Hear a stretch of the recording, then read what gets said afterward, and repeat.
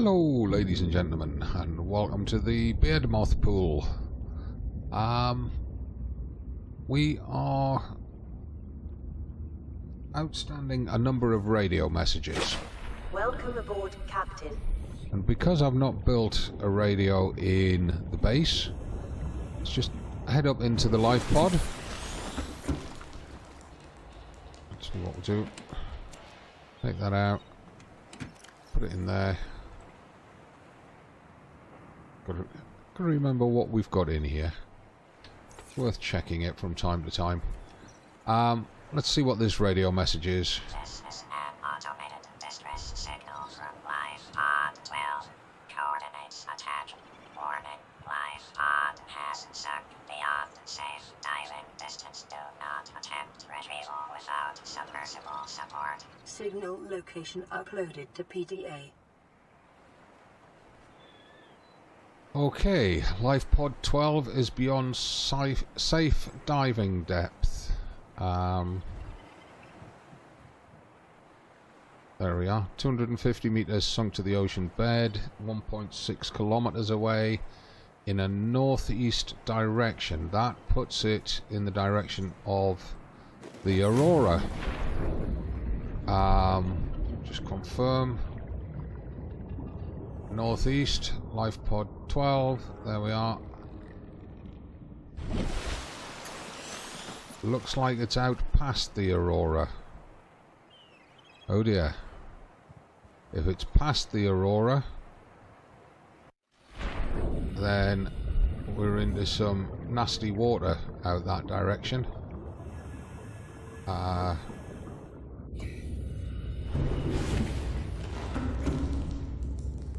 Right, well, if we're going in that direction, we definitely need to pick up a bottle of water.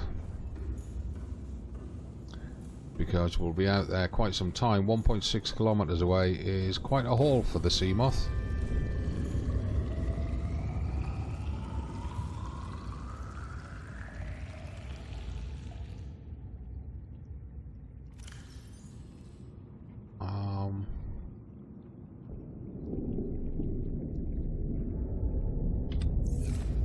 Put that salt in the cupboard.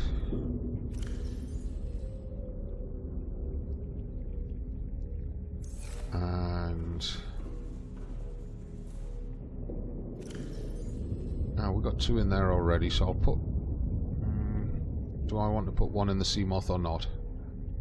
Maybe. We'll check the sea moth stock. These are the large bottles of water. They're 50% of your hydration in one bottle, as opposed to 30%, which is our current large or previous largest. Let's have a look. Oh, we got one of those in there. Oh, and I forgot to take this lot out. Suppose I best go and put them away. Alright.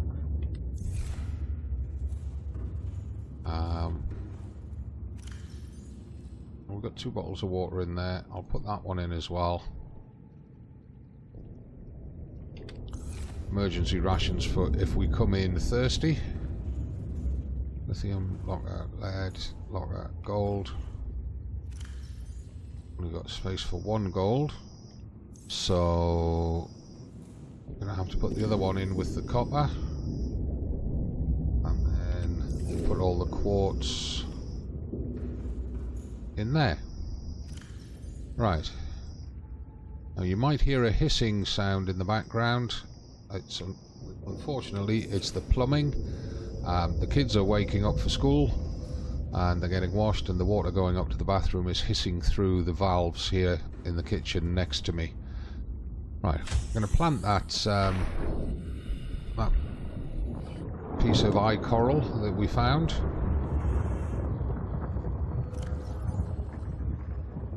There we go.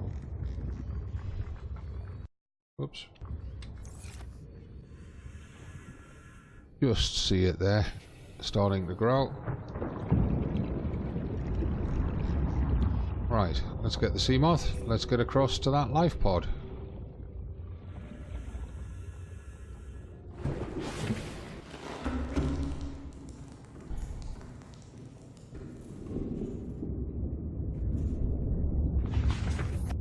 see.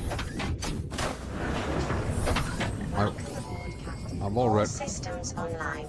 Be quiet, woman. I've already repaired the sea moth. Ready for today's episode. Now, what I'd like to do is be able to follow the bottom of the ocean out to Lifepod 12. Rather than going mid-water. Mid-water we're vulnerable to attack by anything that's of a mind to attack us. So... oh, sorry fish. Let's just follow the route down. I think this is going to end up at the mushroom forest.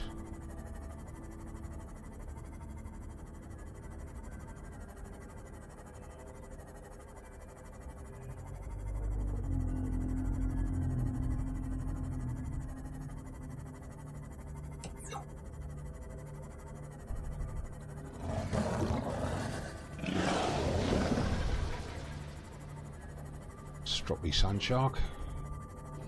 Yes, there's the mushroom tree forest ahead of us. And it's got very, very dark down here.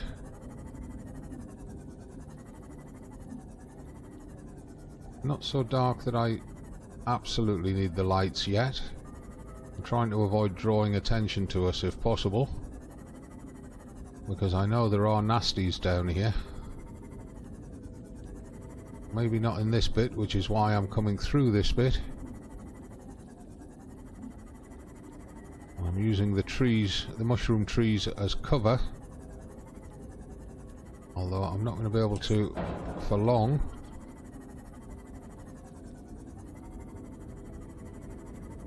We do end up with open ground here. How far? 400 meters.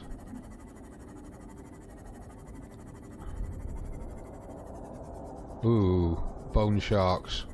Bone sharks is nasty.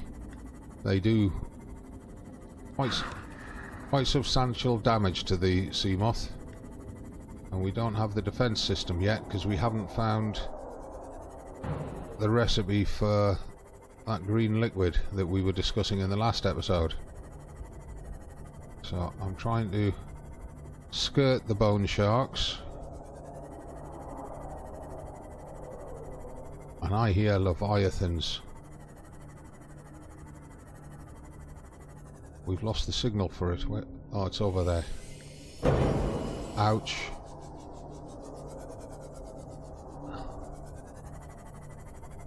There's a thermal vent. These are interesting. There's lots of these about, whatever they are. Might have to... oh, there's the life pod itself. Sandstone there.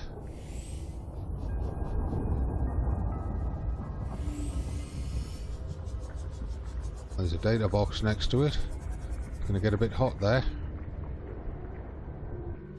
Detecting volcanic activity and several unusual electromagnetic signatures in the region. Repulsion Exercise cannon. caution when diving deeper. Where's the Blueprint acquired. the data pad? Medical Officer Danby's crew log. New PDA data.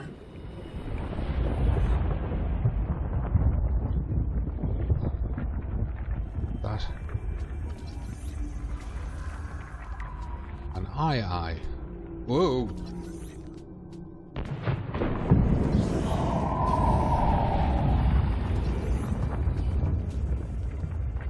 I see rubies across there, but I'm not going after them because that's where the bone shark went.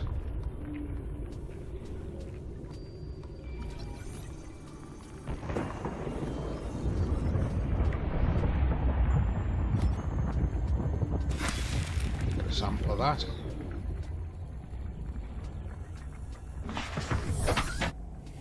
Right, anything else down here?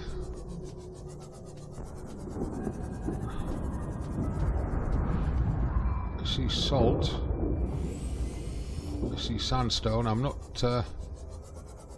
worried about jumping out to get sandstone right now. Shale there. I'm thinking more in terms... Oh, what, who? What are they? Spiky worm things with sparks coming off them. Ooh.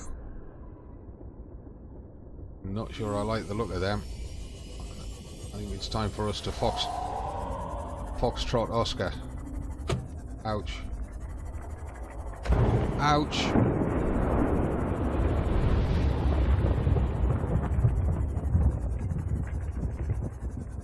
There's a ruby there, which I will get. Maybe not. Not if there's a bone shark in the area. That did 21% damage to this sea moth. Let's just... We'll wait until we've got... there is lithium there that I would like to get. No, there's another bone shark there. Forget it.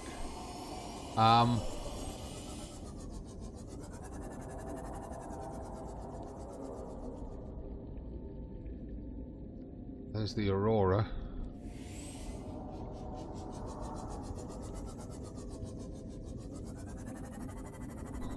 What's that? That scannable? Oh, it is. Cyclops bridge fragment. New blueprint acquired.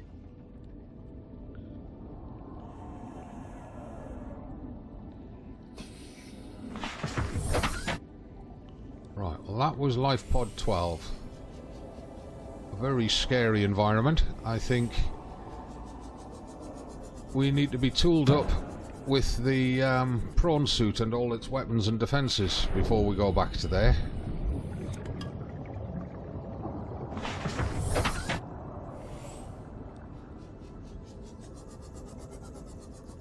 That looks like a piece of the Cyclops.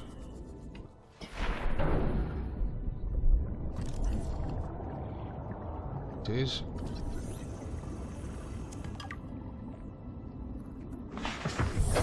Well, we got lithium from that. Not lithium, titanium from that. So it looks like we've got all of the Cyclops bridge fragments. I'm just scavenging on the way back because if I can spot any materials that we're short of, I might as well get them while we're out. But I'm not going to do it anywhere near those bone sharks because those bone sharks will absolutely trash us. We need the weaponry to drive them off, and we don't have it right now.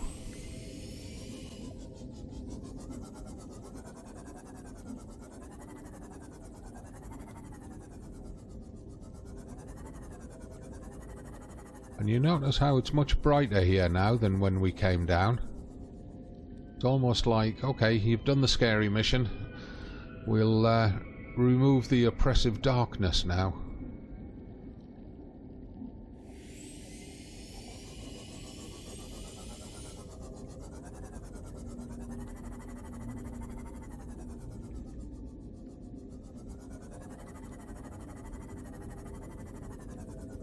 Yeah, and I'm a wimp, by the way. When it comes to those scary monsters, I am a wimp. I don't mind taking them on if I've got the tools to do it, but if I'm just wandering around in an unprotected explorer, which is what the sea moth is, then no. We'll let them have their water. See, now the regular sand sharks don't scare me, nor do the stalkers.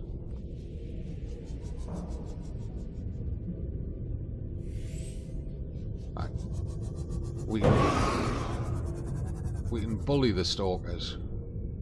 Works better when we've got the sea moth perimeter defense, but we can bully the stalkers.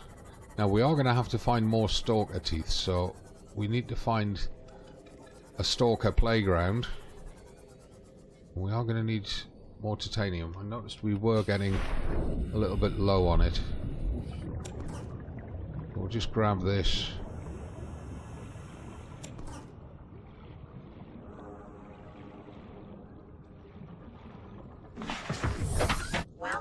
Lifepod, Captain. This episode's going to be a right mess because I knew it had to be recorded, but I was not prepped for it, so it's a case of just doing whatever comes to mind as we're moving around. But getting that Lifepod searched, getting the data pad was useful.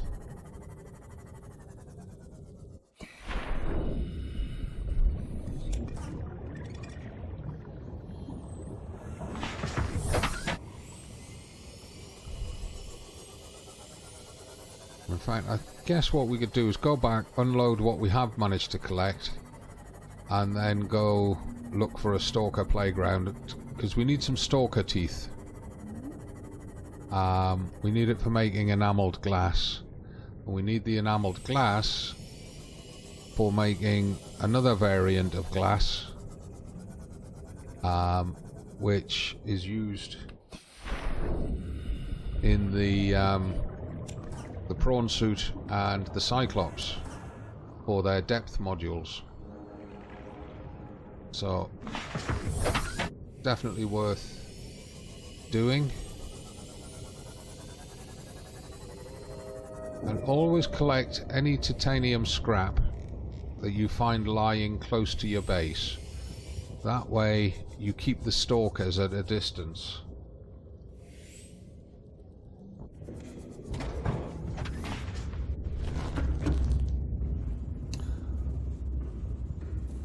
Right. What I'm going to do is... Oh, I can't. Okay. I'll drink that one, and I'll move that one into there. Right, let's...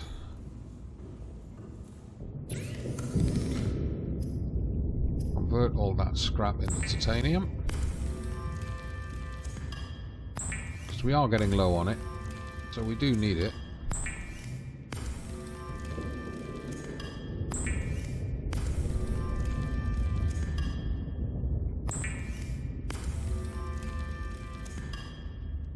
Wow, how many did we pick up? Didn't think it was anywhere near that many. Just goes to show you get carried away when you're out there.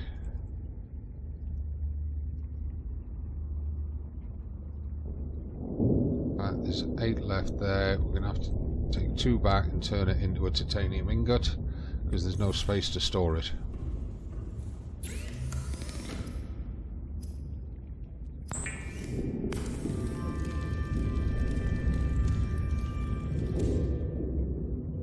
It's okay because it's useful for making reinforcements,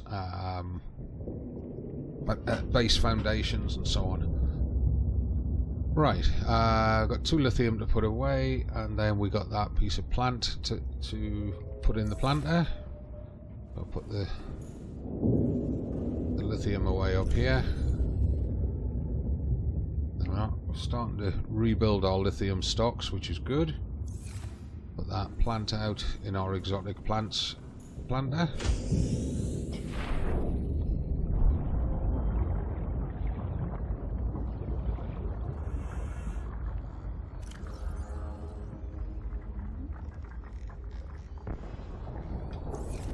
Do. And our eye coral from last week has grown already. There's our little, whatever it's called. What is it? Pygmy bulb bush.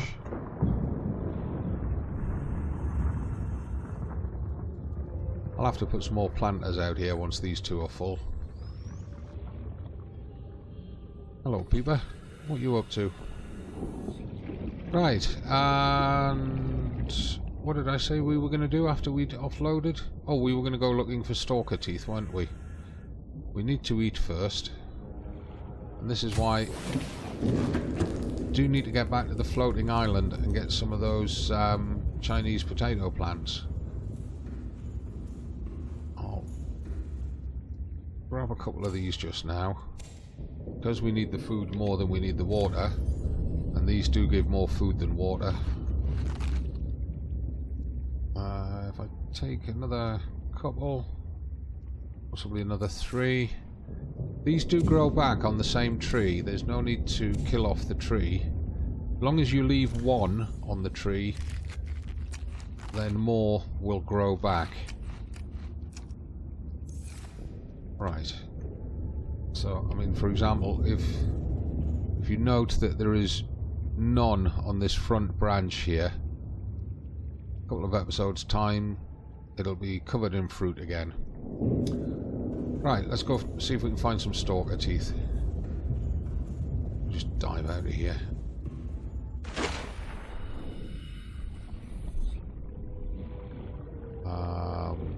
Stalkers like to play down in among the creep vine.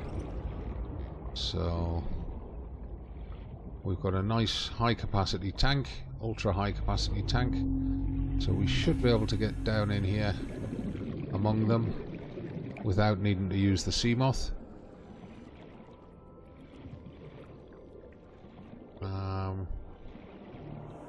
They're not going to be down there. That's sand shark territory. The canyons underneath the creep vine are where they like to play.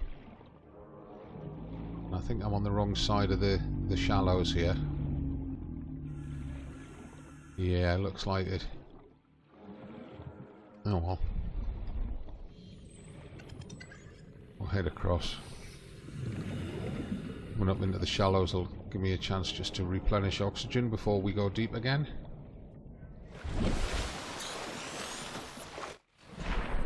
Yeah, this is the sort of canyon. Hello, what's that in there? What is that in there? Mobile vehicle bay fragment. Okay. Well, this is the sort of area where the stalkers like to play and where you might find a stalker tooth.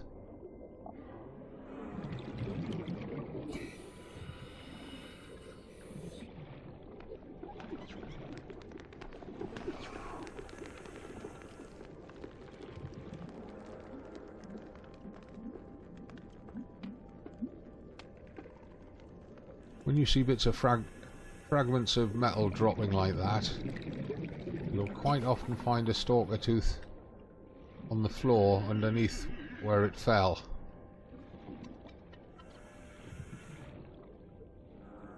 So, not seeing one yet. I did find 2 or 3 back at the start of the series, just by accident. There's one. No, it's not. It's a bit of sunlight on the floor of the ocean. It did look like one though. But you just search around in here and sometimes check through these caverns.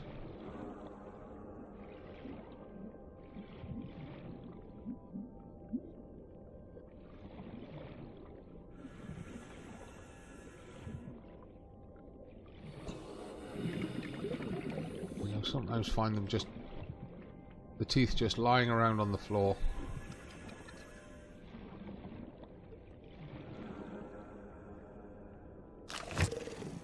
Uh-oh.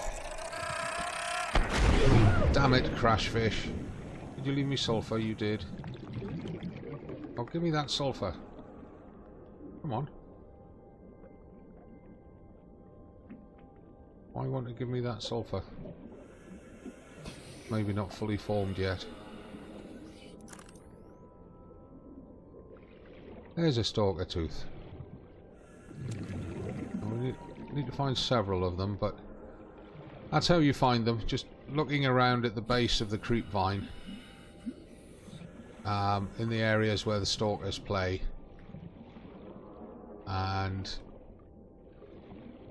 you'll just find them randomly lying around on the floor.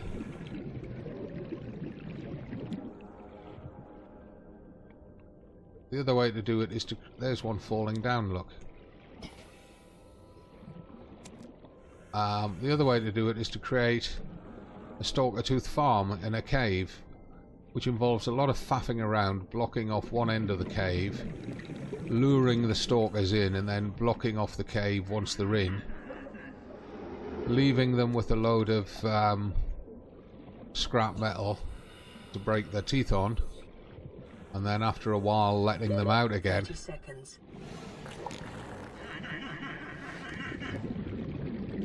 After a while letting them out again so that you can go in and get their teeth.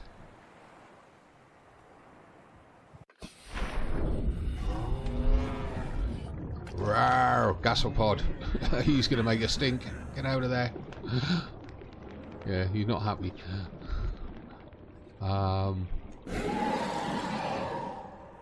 Yeah, Stalkers, we hear you. Don't mess with me.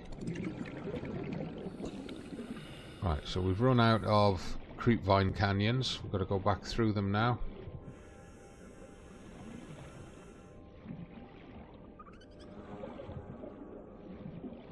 And this is actually quite a therapeutic piece of play after you've been down into the deep with the more scary monsters down there. You start to look upon the Stalkers, which were scary when you first started your game.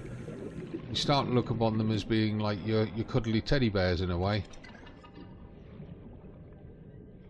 I know they'll never be your cuddly teddy bears, but you start to think of them in that sort of fashion. Seriously doubt there'll be any in those caves. Right, okay, which way's base? Base is that way.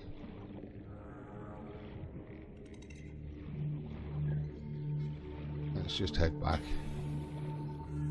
And in the shallows here, it's very pretty at night with all these glowing fish and glowing plants, corals and everything else. Just a shame we've got so many HUD icons kind of messing it up. If I look away from them, I think you get the idea. It is very pretty. It's a very pretty game, this. So, that's going to be it for today. Oh, let's look at our garden at night. It's, you can imagine what this is going to be like when I've got all the plant beds in. And we've got all the different plants growing in it.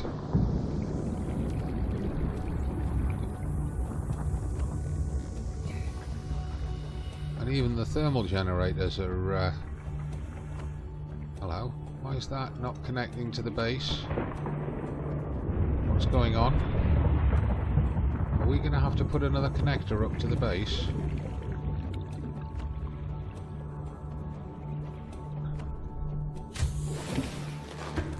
Yes, we've lost the power from the thermal generators. Look, we're down to 225 again. We should be up at 700 and something.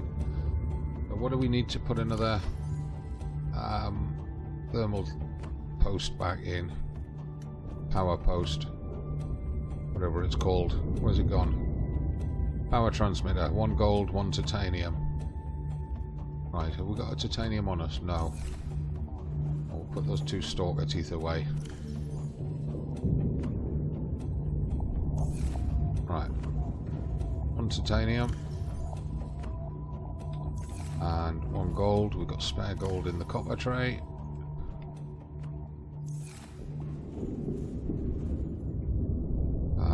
We haven't got the base builder on the ready bar. Do that first. Why is the ready bar messing around like this? That's it.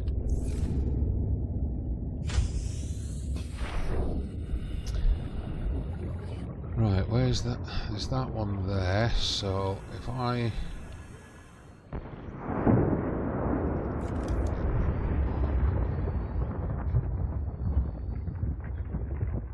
put another one like that. That's better. Emergency power only. Power restored. All primary systems online. That's a much better connection.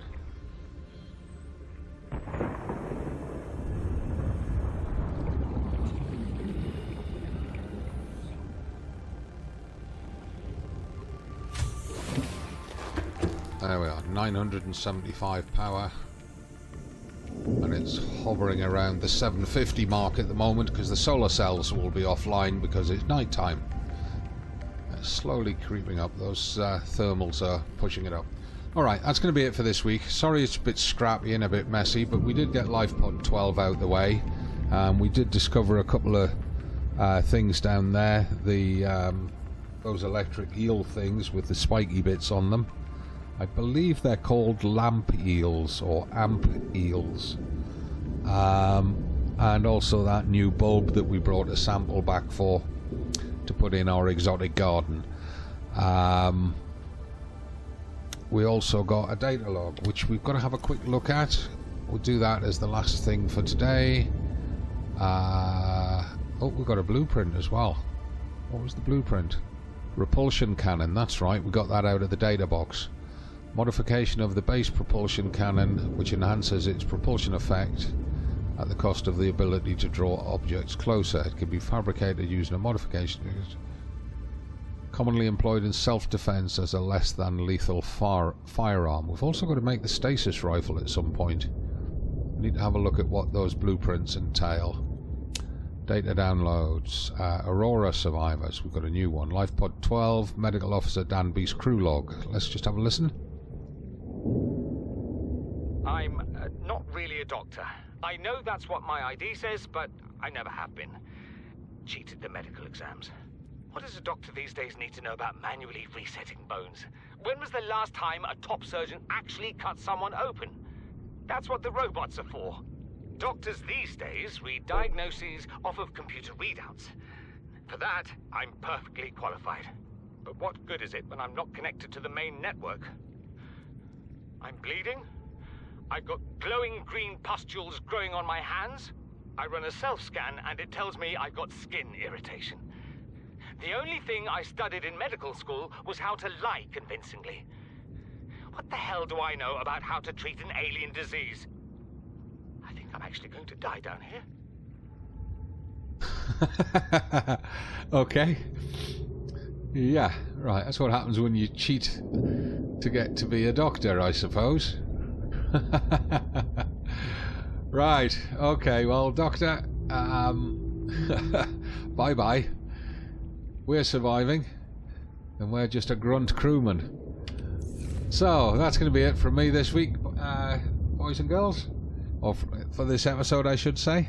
If you've enjoyed it, give the video a like, leave your comments and questions down below, even if it's to say you don't like this more scrappy format of regular gameplay. If you've got, should we say, suggestions for how you want me to direct the gameplay, leave it in the comments, and I'll read all of those. Give the channel a subscribe. I'll see you in the next episode. From me, as always, it's not goodbye, it's just bye for now. T minus 10, 9, 8, 7, 6, 5,